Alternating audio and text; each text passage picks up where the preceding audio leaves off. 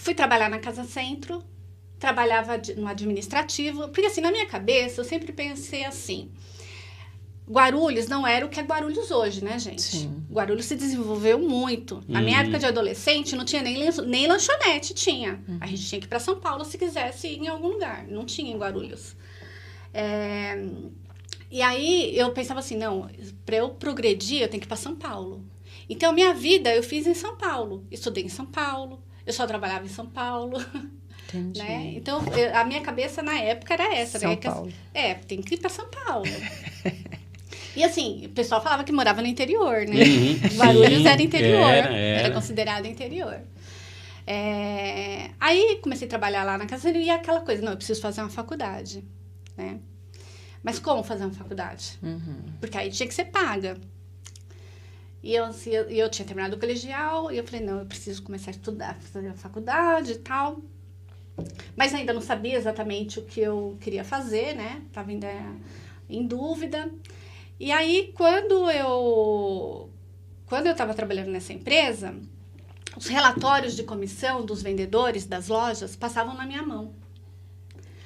E ganhava muito bem vendedor naquela época. Entendi. Ganhava muito bem. Aí eu falei, gente, já sei.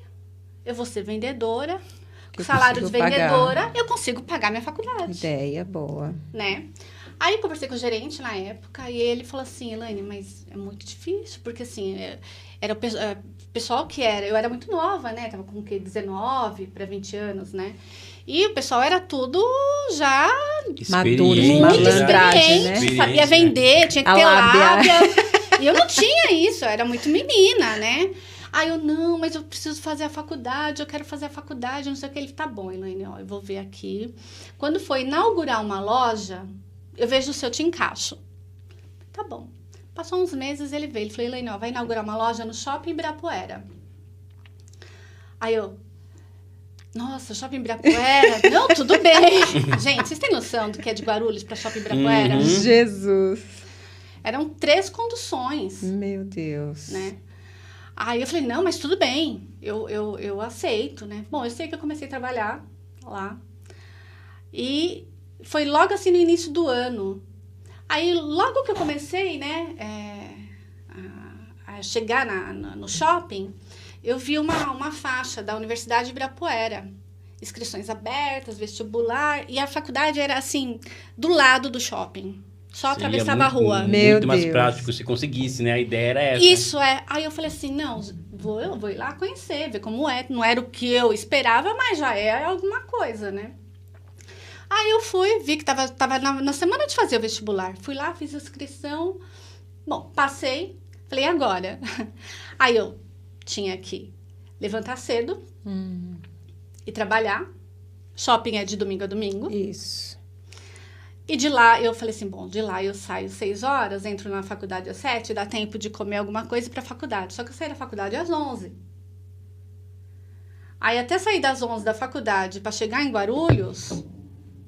Meia-noite e meia. Meia-noite e meia, 1h da manhã.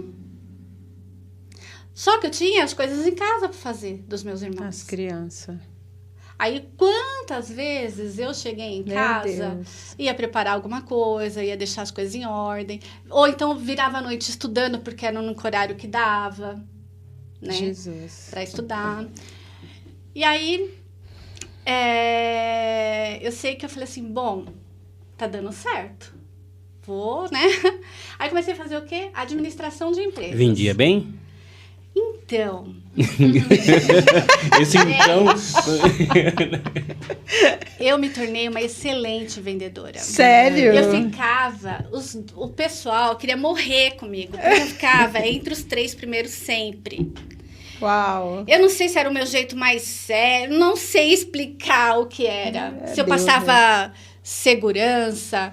E assim, lá no Ibirapuera, a gente atendia muito artista, jogadores que treinavam no ginásio, né? Então, assim, eu atendia muito artista lá. E o pessoal acabava... Quem compra lá, na época, assim, acabava sendo fiel, né? E voltava no mês seguinte para comprar outra coisa. Legal. Era uma época que os casais se programavam, né? E cada mês comprava um... Ah, sim. Então, assim, nossa, às vezes eu vendia a casa inteira, assim...